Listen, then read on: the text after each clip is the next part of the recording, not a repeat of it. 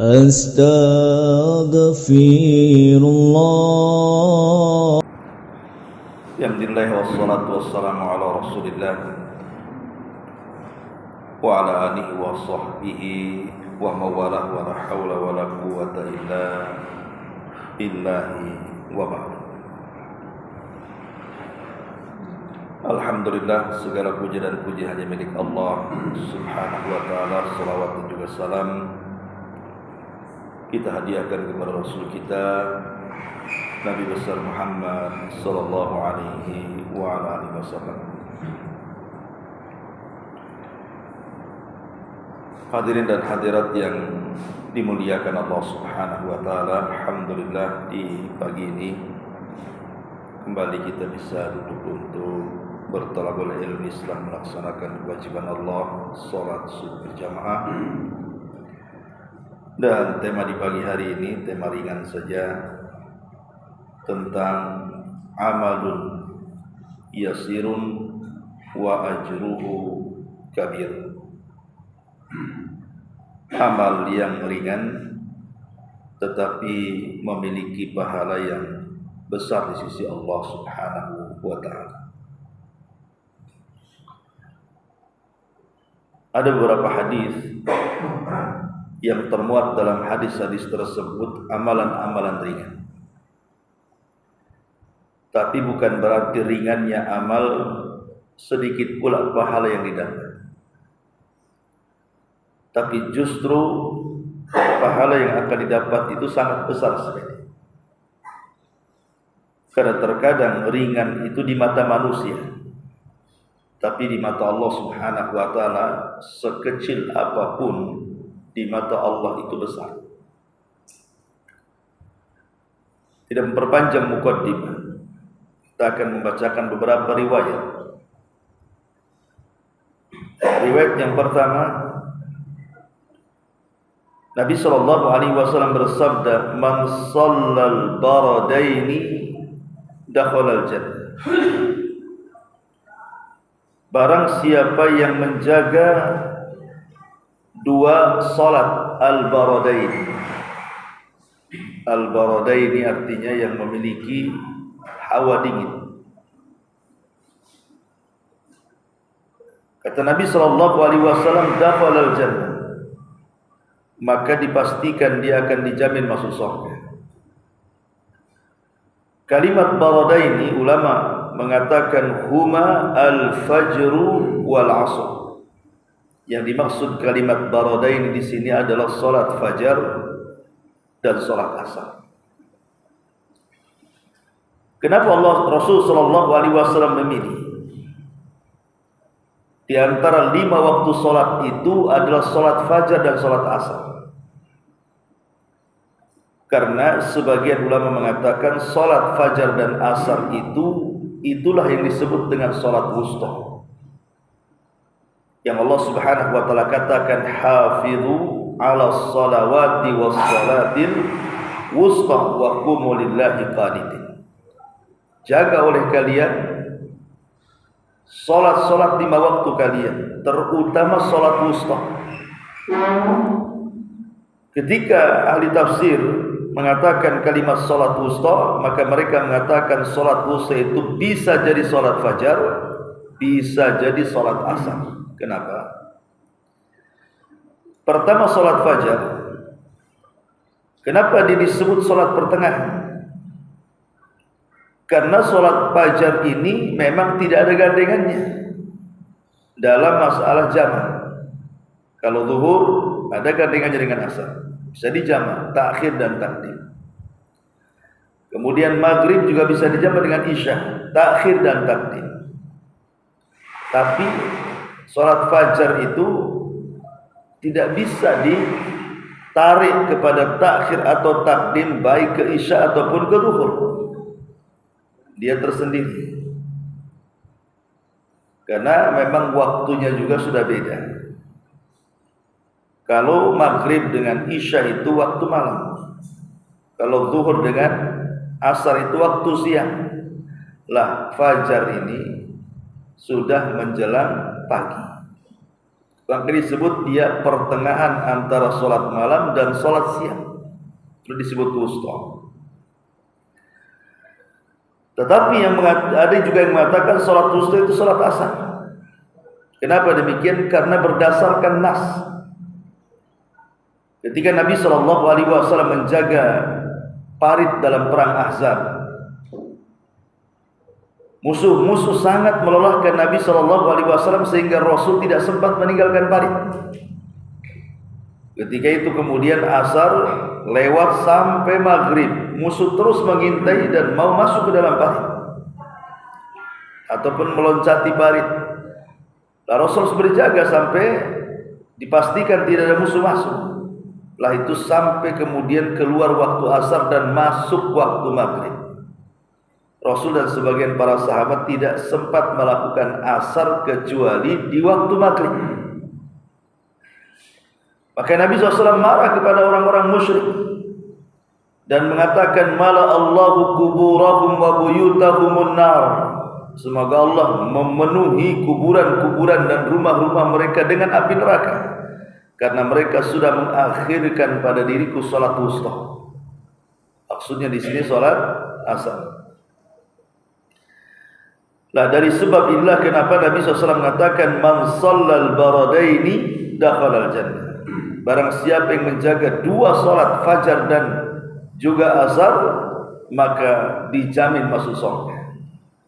Tentu ini juga bagian dari amalan ringan tapi pahalanya besar.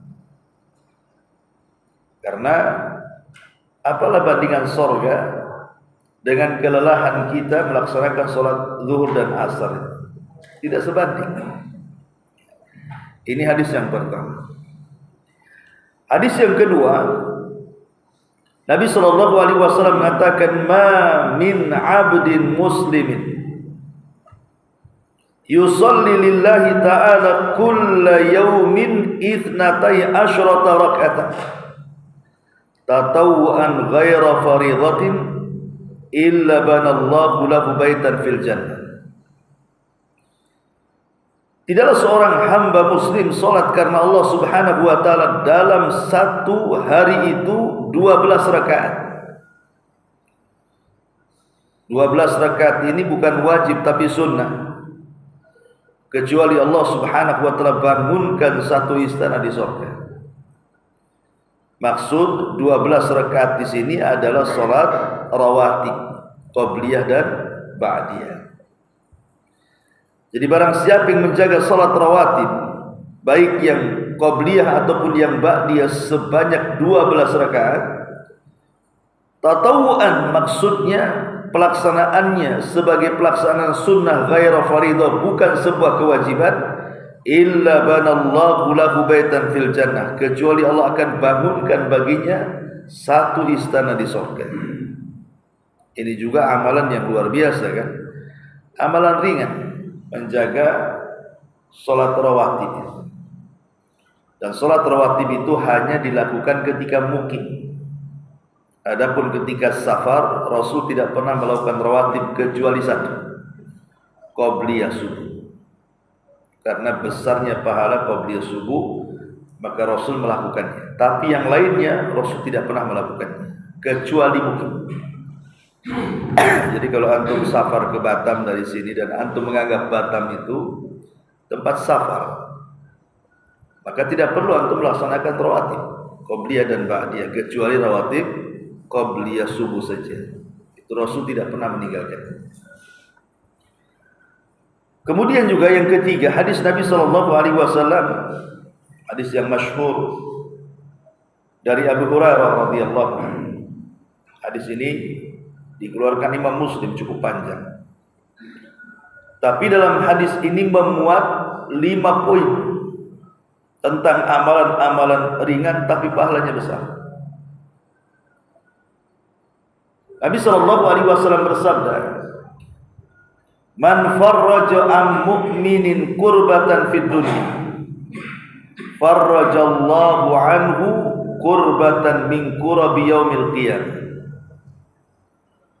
wa man yassara am mu'sirin yassarallahu fid dunya wal akhirah wa man satara musliman satarahu Allah fid dunya wal akhirah fallahu fi aunil abdi ma kana Allah fi auni akhi faman salaka tariqan yaltamisu fihi ilma sahala Allah bihi tariqan ilal jannah wa majtama'a qaumun fi baitin min buyutillah yatluna kitaballah wa yatadarasunahu bainahum illa nazalat alaihimus sakinah wa ghasyiyatuhumur rahmah wa hafathumul malaikah wa dzakarallahu fi man indah faman batta'a bihi amaluhu lam yusri' bihi nasabuhu. Kata Nabi sallallahu alaihi wasallam, man farraja am mu'minin kurbatan, siapapun yang mengeluarkan dari seorang mukmin ini satu kesulitan dunia, farrajallahu anhu kurbatan min kurabi yaumil qiyamah, maka Allah akan mudahkan banyak kesulitan dari kesulitan-kesulitan hari kiamat. Ini juga bagian daripada amal yang ringan tapi pahalanya besar, menghilangkan kesulitan dari seorang mukmin satu saja, tidak usah banyak. Dan menghilangkan kesulitan seorang mukmin itu memiliki dua makna, bisa makna hissi ataupun bisa maknanya secara maknawi. Ya hissi itu seperti materi, itu hissi nampak ya. Ada saudara kita sedang kesulitan ekonomi, kita bantu modal, kita bantu hutang, maka itu namanya hissi, jelas gitu ya. Atau umpamanya ada saudara kita yang kesulitan tidak punya kendaraan, mau ke rumah sakit, kita antar, itu hissi artinya membantu saudara kita. Atau sifatnya maknawi, mungkin kita tidak punya materi tapi kita punya kata-kata yang baik, kata-kata yang santun yang bisa menghibur dia. Karena kan kesulitan-kesulitan yang dihadapi manusia itu kan macam-macam. Ada kesulitan kesehatan, terganggu kesehatan. Ada yang kesulitan secara ekonomi, terganggu secara ekonomi. Ada kesulitan itu karena ditinggal wanita orang-orang yang dicintainya sehingga sedih dia, perlu dihibur. Jadi menghilangkan kesulitan orang lain itu tidak mesti harus pakai materi, bisa juga dengan kalimat-kalimat yang baik. Atau datang kepada orang sakit, antum nasihati orang sakit itu, dulu ada orang sakit sama ini obatnya kayak begini-begini ya, maka disunahkan antum kalau datang ke orang sakit itu bawa herbal, minimalnya madu, habatus sauda, minyak zaitun, atau kalau pakar bekam ya bawa alat bekam sekali gitu ya. Kalau pakai bekam ya, yang jelas obat-obatan yang secara syar'i itu dia obat. Karena kita kan bukan medis, bukan dokter. Kalau dokter ialah audit medical check up dulu kan, ini penyakitnya apa baru kasih resep kan. Kalau kita ini yang bukan dokter, ya bawa obat-obatan yang secara umum itu obat saja. Madu kan secara umum itu obat, apa madu? Kalau madu asli ketika di rumah itu bahaya. Kemudian yang kedua, habatus sauda kan jelas ya kan. Habatus sauda itu obat bagi semua penyakit. Air zam-zam jelas air mubarak kan gitu. Minyak zaitun juga sama. Atau berbekam itu kan bagian daripada pengobatan syar'i. Itu disunahkan. Tapi kebanyakan orang yang jenguk orang sakit bawa pisang. Itu yang makan bukan yang sakit, yang jaga kan gitu. Salad kan gitu ya. Jadi bawalah yang bermanfaat untuk orang sakit. Ya minyak air habatus sauda kan tidak harus ini, atau minyak zam-zam tidak harus satu drum, ya kan ada kemasan kecil gitu ya. Karena itu bagian, ataupun mungkin tidak punya obat-obatan, tapi antum pandai meruqyah, pandai membaca-baca. Atau kalaupun antum tidak bisa meruqyah, doakan, yang penting berdoa kan, karena kedatangan kita sebenarnya sudah obat bagi dia. Karena banyak orang sakit itu bertambah-tambah sakitnya karena antum tak mengunjungi. Udah sakit kuadrat sakitnya. Karena merasa hidup sendiri dia. Jadi kedatangan kita itu sudah jadi obat sebenarnya bagi dia. Karena biasanya orang yang mengunjungi orang sakit paling tidak dia akan mengatakan apa? Semoga sembuh penyakitmu. Kan begitu. Itu kan bagian daripada terapi juga. Jangan-jangan doa itulah yang menyembuhkan dia, bukan obat yang dia makan. Kita tidak tahu penyembuh itu dari mana. Makanya terpenting adalah bagaimana kita menghilangkan satu kesulitan. Tapi lihat bagaimana balasannya. Rasulullah SAW mengatakan, "Farrajallahu anhu kurbatan min kurabi yaumil qiyamah." Maka Allah Subhanahu wa taala akan menghilangkan banyak kesulitan dari kesulitan-kesulitan hari kiamat. Satu kesulitan yang kita hilangkan dari seorang mukmin, tapi balasannya banyak kesulitan yang Allah akan hilangkan pada hari kiamat. Kan enggak balance nih kawan. Satu kesulitan dibalas dengan banyak kesulitan yang kita akan hadapi kemudian Allah hilangkan. Itu satu sisi. Di sisi lain, kesulitan akhirat itu jangan bisa dibayangkan. Nggak bisa dibayangkan kesulitan akhirat seperti apa. Kalau kesulitan dunia bisa kita bayangkan, paling tinggi kematian lah. Tapi kesulitan akhirat siapa yang bisa membayangkan? Bagaimana manusia dibangkitkan, bagaimana manusia dihisab, bagaimana manusia ditimbang, bagaimana manusia diseberangkan di titian dan begitu seterusnya. Nggak bisa kita bayangkan sulitnya kehidupan akhirat itu. Tetapi Allah Subhanahu wa taala Maha Adil. Sesulit apapun kesulitan-kesulitan akhirat, Allah Subhanahu wa taala akan janjikan kepada kita akan dihilangkan kalau kita menghilangkan kesulitan saudara kita walaupun satu kesulitan. Bagaimana kalau banyak kesulitan kita hilangkan? Tidak dengan materi, tidak dengan lisan, hiburan dan begitu seterusnya kan gitu. Seperti antum takziah. Ada orang kena musibah. Takziah itu apa artinya? Memberikan nasihat kesabaran. Jadi kalau ada umpamanya tetangga kena musibah, ada orang-orang yang dicintainya meninggal dunia, entah mungkin meninggal suaminya atau ditinggal mati istrinya kan gitu ya. Kalau ditinggal mati suaminya tinggal bisikan saja, abang siap insyaallah gitu ya. Tapi kalau yang meninggal istrinya ya bilang aja, nah Anda punya saudari, sudah hilang datangnya. Saya mau kasih itu saudarinya. Mana? Nah, anak hibur antum aja kan.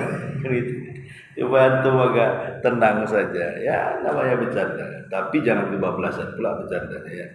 Ini yang pertama. Yang kedua, kata Nabi SAW, "Wa man yassara am mu'sir." Barang siapa yang menghilangkan dari seorang mu'sir. Di sini Nabi SAW menggunakan nakirah, menggunakan tanwin mu'sir. Apa faedah nakirah itu? Dalam ilmu bahasa Arab nakirah itu tufidul umum, memiliki makna umum. Artinya baik yang mu'sir ini orang mukmin ataupun orang kafir. Baik kita membantu orang yang mu'sir itu sedikit ataupun banyak. Apa sih arti mu'sir itu? Mu'sir itu orang yang kelilit hutang. Jadi kalau seandainya antum datang ke saya, ya Ustaz, ada uang nggak? Ada. Berapa butuhnya? 10 juta. Banyak kali ya untuk usaha. Akhirnya saya kasih pinjam 10 juta. Kapan mau bayar? Bulan depan Ustaz. Oke, saya catat bulan depan. Sudah bulan depan, rupanya usaha itu bangkrut. Dah jalan gulung tikar. Tak pernah bentang-bentang tikar. Bangkrut. Ya. Jadi saya nagih lah. Mana utang kemarin? Katanya bulan ini mau bayar. Aduh, belum ada Ustaz. Lah ini kesempatan bagi kita kalau menghutangi orang itu untuk apa? Yassara mu'sir, memudahkan. Dengan cara apa? Ada yang hukumnya wajib dan ada yang hukumnya sunnah. Adapun yang wajib adalah indharul mu'sir, memberikan tambahan waktu pembayaran. Itu wajib hukumnya. Karena Allah mengatakan, wa in kana dzu usratin fanadhiratun ila maisaratin. Kalau seandainya orang itu memang sulit membayar, tapi bukan karena zalimnya. Ada orang yang sulit bayar itu karena zalim. Zalim itu dia sanggup bayar, tak mau bayar. Itu zalim namanya. Tapi memang ada orang itu tak sanggup bayar memang. Diusahakan apapun tidak sanggup bayar dia. Maka yang seperti ini wajib hukumnya kita menambah tangguhan waktu. Ya sudahlah, kalau antum tak bisa bayar bulan ini, saya tambah 2 bulan lagi. Itu hukumnya wajib. Karena kita melihat orang ini tak bisa bayar. Adapun yang sunnah itu 2. Pertama, antum pangkas tuh nominal hutangnya. Ya sudah, antum kan 10 juta, bayar 5 juta saja. Kapan? Yang 5 jutanya saya sedekahkan. Atau yang paling afdol, kalau antum sanggup, ya sudahlah, saya ikhlaskan lah yang 10 juta itu. Anak cari yang kayak gini agak sulit. Gitu. Yang mau ikhlaskan gitu ya, hutang-hutangnya sebagai sedekah. Kalau ada yang ke sini ya diserbu semua orang itu. Enak hutang sama si anu. Katanya hutang waktu tetap dibebasin gitu. Nah ini kalau bisa kita melakukan yang ketiga ini, membebaskan semua hutang, ini paling afdol amalan seperti ini. Lah barang siapa yang mempermudah, tidak mempersulit orang yang terlilit hutang ini, baik dengan cara yang wajib menangguhkan waktu, ya kapan-kapan sajalah kan ada waktu, bayarlah kan itu. Kalau kan ada orang yang menentukan waktu, penambahan waktu itu dengan ditentukan waktunya. Tapi ada juga yang bagus, kapan-kapan. Itu sebenarnya sama juga dengan membebaskan itu kalimat kapan-kapan. Karena biasanya kalau sudah dibilang kapan-kapan nggak bayar sama sekali itu. Jadi intinya bahwa 3 perkara ini itulah disebut memudahkan muhsin. Lalu lihat bagaimana Allah Subhanahu wa taala membalas. Yassarallahu fid dunya wal akhirah. Allah mudahkan kehidupan dia di dunia dan di akhirat. Kalau tadi kan di akhirat saja. Tapi poin yang kedua ini, di dunia Allah mudahkan, di akhirat Allah mudahkan. Kemudian Nabi SAW yang ketiga, amalan yang ketiga yang ini masih satu redaksi hadisnya. Kata Nabi SAW, man satara musliman satarahullahu fid dunya wal akhirah. Man satara musliman satarahullahu fid dunya wal akhirah. Siapa yang menutup aib seorang muslim, maka Allah akan tutup aibnya di dunia dan juga di akhirat. Nabi SAW bersabda dalam khutbahnya, Rasul mengatakan, ya ma'syara man amana bilisani wa lam yadkhulil imanu qalbah, la tabtabul muslimin wa la tattabi'u awratihim wa man fa innahu man ittaba'a awratahum yattabi'ullahu awratahu wa man yattabi'illahu awratahu yafdahuhu Allah walau kana fi baiti. Kata Nabi SAW, wahai orang-orang yang imannya baru di lisan dan belum masuk ke dalam hati, janganlah kalian menggibah kaum muslimin, dan jangan pula mencari-cari aib kaum muslimin. Karena barang siapa yang mencari-cari aib kaum muslimin, Allah akan cari-cari aibnya juga. Dan kalau Allah sudah cari aibnya, maka Allah bisa membongkar aibnya walaupun dalam rumahnya. Dari sini amalan yang ketiga dalam satu redaksi hadis ini adalah dengan cara menutup aib saudara kita. Ikhwan, tidak ada manusia yang baik 100% atau yang jahat 100%. Tidak ada. Sejahat-jahatnya iblis itu, dia masih ada manfaatnya untuk kita. Karena Allah ketika menciptakan makhluk itu tidak ada yang keburukannya 100%. Sebagaimana tidak ada juga makhluk yang Allah ciptakan kebaikannya 100%. Pasti di balik kebaikan itu ada keburukan, di balik keburukan itu ada kebaikan. Maknanya kita ini pasti memiliki banyak kesalahan. Begitu juga saudara kita pasti banyak memiliki kesalahan, sebaik apapun dia. Lah karena masing-masing manusia itu punya aib masing-masing, maka jangan mencoba membongkar aib orang, karena kita juga punya aib. Makanya ada istilah para ulama, kama tadinu tudan. Sebagaimana kita ini memperlakukan manusia seperti itu, maka Allah akan perlakukan hal yang sama, bahkan lebih. Jadi kalau kita menzalimi orang, Allah akan datangkan orang menzalimi kita. Kalau kita menggibah orang, Allah akan datangkan orang yang menggibah kita. Kalau kita menyakiti dan membongkar aib orang, maka Allah akan datangkan orang-orang yang akan membongkar aib kita, setara atau mungkin lebih.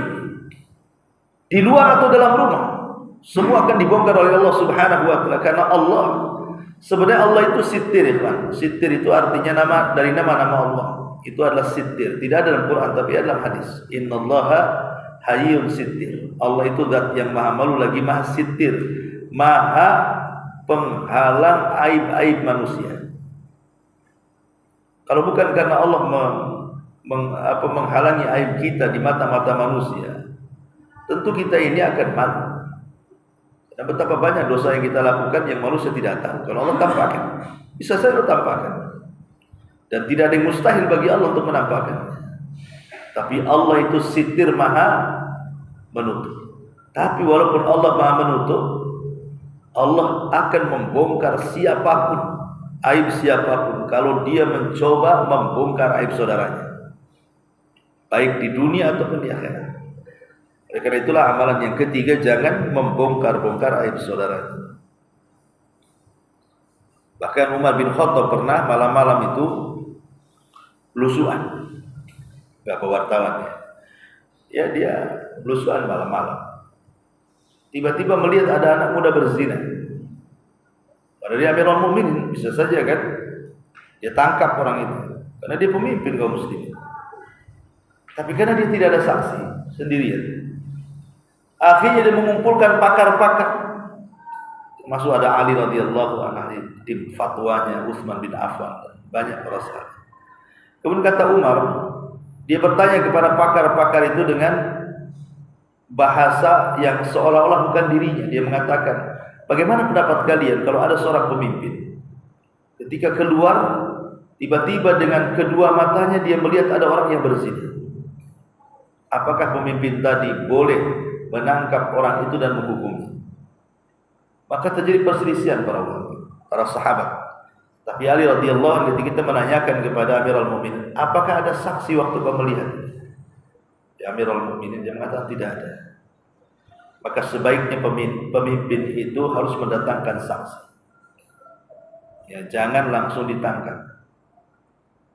Maka Umar bin Khattab radhiyallahu anhu langsung mengaku, oh kalau begitu kedua mataku yang salah, engkau yang benar. Seolah-olah dia tidak pernah melihat. Ya kan? Kalau kita enggak, lihat ada ikhwan gitu kan, wah langsung atau bisik-bisik sama kawan, enggak tahu beritanya, kurang update namanya. Bayangkan diceritakan.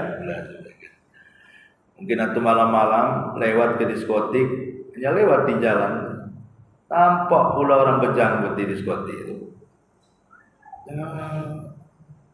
Waduh siapa nih, bahaya nih kan. Langsung disebar kan. Kita ini tak pandai untuk menyembunyikan aib itu. Padahal kita wajib menyembunyikan aib. Kalau bisa kita katakan kadzaba aini.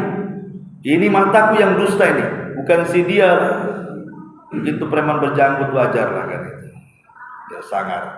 Ya, jadi kalau bisa itu kita katakan seperti karena Isa ibn Maryam dalam akhir itu dia mengejar pencuri. Jelas-jelas kedua matanya melihat dia mencuri. Dikejar sama dia, ketangkap lagi. Kemudian ditanya, apakah kau mencuri? Wallahi aku tidak mencuri, bersumpah dia, padahal dusta. Tapi Isa melihat sumpahnya, dia mengatakan shadaqta wa kadzaba, ini kau benar, mataku yang tersilap. Maksud dilepas untuk menutup aibnya, karena kan saksi masalahnya kan. Jadi memang dalam urusan-urusan aib orang itu sebaiknya jangan diurus. Urus saja urusan kita, jangan urus orang lain. Maka di zaman Rasul ada seorang namanya Hazal. Hazal itu punya budak namanya Ma'iz. Budaknya pula berzina. Setelah berzina dia merasa bersalah. Cerita sama tuannya, Hazal, aku sudah berzina. Oh, marah Hazal. Kau datang kepada Nabi, kau tobatnya. Akhirnya kemudian dia terpengaruh dengan ucapan majikannya, Hazal datang kepada Rasul. Kemudian mengatakan, ya Rasul, zana itu fatahir. Ya Rasul, aku sudah berzina, bersihkan. Oh kata Rasulullah, kamu nggak berzina, kau hanya peluk-peluk saja, pulang aja sana. Dibilang peluk-peluk, padahal dia ngaku. Sementara ngaku itu kuat-kuat dalil. Kalau ngaku itu tidak perlu saksi. Namanya udah ngaku, itulah saksi-saksi. Saksi itu datang, kalau kata ngaku, ini ngaku. Ya. Tapi Rasul tetap menutup aibnya. Pulang, kau ini tak berzina, kau hanya peluk-peluk saja. Rasul betul-betul aku berzina loh, apa sedih melaksanakannya. Ya. Sana itu fatohir yang sudah berzina bersihkan. Tidaklah, kamu ini tidak berzina, pulang. Tapi karena didesak-desak Rasul mengatakan ke sahabatnya, aduh orang ini ngeyel, sebelah tak mau katanya. Periksa kejiwaannya. Apakah dia mabok dia ngomong itu? Ataukah dia ada penyakit gila, stres? Kalau gila ya bawa ya ke rumah sakit jiwa. Cek, ada sehat, tak mabok. Terus dia kalau gitu sudah tegakkan rajam. Pas dirajam, kesakitan dia. Akhirnya dia tidak tahan kesakitan, kabur. Dikejar oleh para sahabat, tapi nggak ketemu. Maizin. Cari sana nggak ketemu, cari sini nggak ketemu. Sudah pusing sahabat. Ini kemana? Mau dirajam nggak bisa lari gitu. Qadar Allah.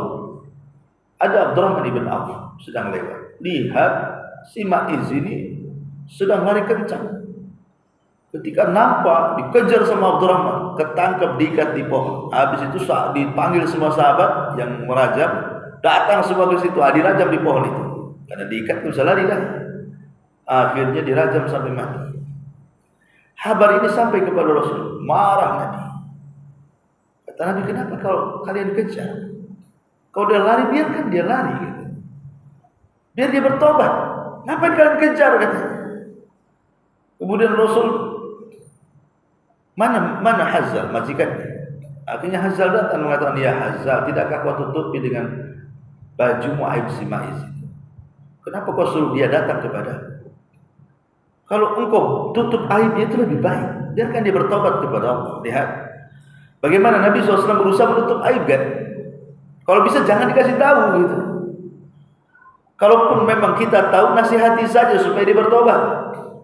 Sebab kalau hukuman itu sudah sampai di hakim, maka tidak bisa dibatalkan. Dalam Islam itu kalau sebuah kriminal sudah di tangan hakim, maka tidak bisa dibatalkan atau dimintai supaya diringankan hukumannya. Tidak boleh dalam Islam. Seperti ada kasus anak seorang pejabat perempuan mencuri yang sampai kepada had al-qata, diputus tangannya. Akhirnya kemudian karena ini anak pejabat, kasihan masa dipotong tangannya gitu. Bagaimana kalau kita minta bantuan kepada Usama? Usama itu orang yang paling cintai Nabi, anak angkat, anak daripada anak angkat Usama. Datang mereka kepada Usama, bisa nggak ngomong sama Nabi? Jangan dipotong tangannya. Kasihlah hukuman yang lain, tapi jangan dipotong tangannya, kasihan. Maka Usama mencoba untuk meringankan hukuman, tapi Rasul marah dan mengatakan, ya Usama, hancurnya umat sebelum kalian itu. Karena kalau yang mencuri orang kaya, hukum pula tumpul ke atas. Tapi kalau yang mencuri orang miskin, tajam pula ke bawah. Kata Rasul, itulah hancurnya umat dulu. Dan ini sudah ada di negeri kita. Ya, kalau sudah, kita lihatlah orang mencuri kayu aja sudah tua hukumannya puluhan tahun kan. Koruptor ya senang-senang aja diponis kadang-kadang 5 tahun penjara, nanti kena revisi ujungnya setahun. Jadi ya memang begitulah memang dari itu penyakit umat itu. Kemudian kata Nabi SAW yang keempat, masih dalam satu redaksi hadis ini. Yang keempat, man salaka tariqan yaltamisu fihi ilman sahhalallahu bihi tariqan ilal jannah. Barang siapa yang berjalan, ya jalan itu bisa jalan kaki, bisa pakai kendaraan. Iltimas itu artinya seperti orang buta mencari-cari barang. Itu bahasa Arabnya iltamasan. Jadi kalau orang buta itu kan nyari barang kan, mau nyari bandrek, kan agak sulit kan orang buta. Dia harus punya ijtihad, kesungguhan dalam mencari barang yang dicarinya. Walaupun satu barang, itu namanya dalam bahasa Arab iltimas. Ya. Maka di sini Rasul mengatakan man salaka tariqan yaltamis dari kalimat iltimas. Jadi barang siapa yang berjalan Yaltamis itu artinya seperti saya katakan tadi, orang buta mencari-cari jalan, mencari-cari barang. Berarti ketika dia berjalan menuntut ilmu itu seperti orang buta, ada kesungguhan ingin mendapatkannya, tidak harus banyak. Boleh jadi 1 hadis atau 2 hadis gitu ya. Yang penting dia mencari. Man salaka tariqan yaltamisu ilman. Ilman di sini ya umum, nakirah tufidul umum. Bisa ilmu agama atau ilmu dunia. Tapi kalau ilmu agama jelas manfaatnya. Kalau ilmu dunia itu kadang manfaat, kadang tidak. Ilmu dunia itu kadang manfaat, kadang tidak. Tetapi yang di sini yang dimaksudlah ilmu agama yang bermanfaat. Bermanfaat untuk Islam dan kaum muslimin. Dan itu dinilai dari niat, bukan dari zat ilmunya. Makanya saya sarankan kalau antum punya anak dari kecil, nampak cerdas lah anak antum, mungkin cerdas di atas rata-rata ya. Maka kalau punya anak yang cerdas itu arahkan ke agama. Karena kecerdasan tanpa iman itu bisa membahayakan ya. Kecerdasan tanpa ada kejernihan hati itu membahayakan. Kata Ibnu Taimiyah, utu zakaan wala yu'tu zakaan. Banyak orang diberikan kecerdasan tapi tidak diberikan kejernihan hati, akhirnya rusak. Yang ngakal-ngakali itu kan orang-orang cerdas biasanya kan. Kenapa kemudian para penipu, para koruptor, orang-orang yang sesat itu rata-rata cerdas otak mereka itu? Ya memang kecerdasan itu kalau tidak ada iman dan tidak ada kebersihan jiwa itu bisa menyesatkan orang. Dia sesat, orang juga sesat gara-gara dia kan. Makanya kenapa kemudian kalau bisa kita punya kecerdasan atau anak kita punya kecerdasan, arahkan ke agama supaya bermanfaat kecerdasannya. Nah di sini Nabi mengatakan, walaupun kita mencari ilmu mungkin dapat 1 hadis atau 2 hadis, tapi kita berusaha untuk mengamalkannya, sahalallahu bihi tariqan ilal jannah. Allah mudahkan jalannya menuju surga. Apa arti dimudahkan? Kata Syekh Saleh As-Suhaimi rahimahullah hafizahullah tadi mengatakan, artinya dimudahkan itu artinya karena dia diberikan hidayah di dunia, mudah dengan ilmunya untuk mengamalkannya, dan di akhirat mudah dengan hidayah untuk memasukkan ia ke dalam surga. Contoh 1 kisah. Abi Daud As-Sijistani. Satu hari dia sedang thalabul ilmi, naik perahu. Kemudian sudah sampai di tengah sungai, terdengar suara bersin dari ujung sungai. Kemudian dia mengatakan kepada supirnya, bisa nggak kau antarkan aku ke orang bersin itu? Oh, tidak bisa lah, ongkosmu kan 1 dinar. Ya sudah, saya tambah 2 dinar. Tapi kau hantarkan aku ke orang bersin itu. Karena ada tambahan 1 dinar, besar 1 dinar. 4 gram emas lebih kalau diemaskan. Akhirnya didekatilah orang bersin itu. Setelah ketemu, dia tanya, apakah engkau waktu bersin mengucap alhamdulillah? Iya. Maka dia mengatakan, yarhamukallah. Kemudian ngomong sama tukang perahu, ayo kita berangkat, sudah selesai tugasku, katanya. Jadi dia bayar 1 dinar untuk menjawab orang bersin. Akhirnya kemudian dimimpikan Abi Dawud itu dia telah membeli surga dengan 1 dinar. Coba bayangkan, terkadang 1 ilmu yang diamalkan itu pula yang memudahkan dia masuk surga. Dimimpikan Abi Dawud telah membeli surga dengan 1 dinar, hanya menjawab orang bersin. Coba antum buat ini. Apa ada kejar orang bersin? Mati, terdekati. Bapak bersin tadi, baca bismillah. Enggak, ya udahlah kalau enggak pergi. Karena yang dijawab itu harus yang membaca alhamdulillah. Kalau tidak membaca alhamdulillah itu tidak usah jawab, karena hadisnya seperti itu kan. Hadisnya man atisha ahadukum, kemudian fahamidallah fashamithu kan itu. Siapa yang bersin kemudian membaca alhamdulillah, baru kita jawab. Karena dia sudah mendoakan kita dengan kebaikan, maka kita doa balik. Ya, doa balik kepada orang tersebut. Intinya bahwa bagaimana Abi Daud berusaha mengamalkan 1 hadis, tapi dimimpikan baginya dengan 1 dirham dia telah beri surga. Atau contoh umpamanya kisah Imam Sibawai. Imam Sibawai kan dia ulama pakar bahasa. Ya. Kalau bahasa-bahasa terkenal Imam Sibawai. Ketika dia bermimpi, dia dipanggil oleh Allah Subhanahu wa taala. Kemudian setelah dipanggil, dia pun senyum-senyum. Kemudian dikatakan kepada Sibawai, "Ma fa'alallahu bik?" Apa yang telah Allah lakukan kepada? Kata Imam Sibawai, "Ghafara li Rabbi." Allah telah mengampuni dosa-dosa. Kemudian dikatakan, dengan apa Allah mengampuni dosa-dosa? Dia mengatakan, bi ma'rifati al-ma'rifah. Bi ma'rifatil ma'rifah. Dengan mengenal ma'rifah. Dalam ilmu bahasa maksudnya. Kan ada nakirah, ada ma'rifah.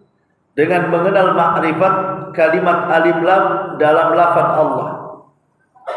Allah itu kan asal katanya ilahun. Kemudian dikasih alif lam jadi Allahu.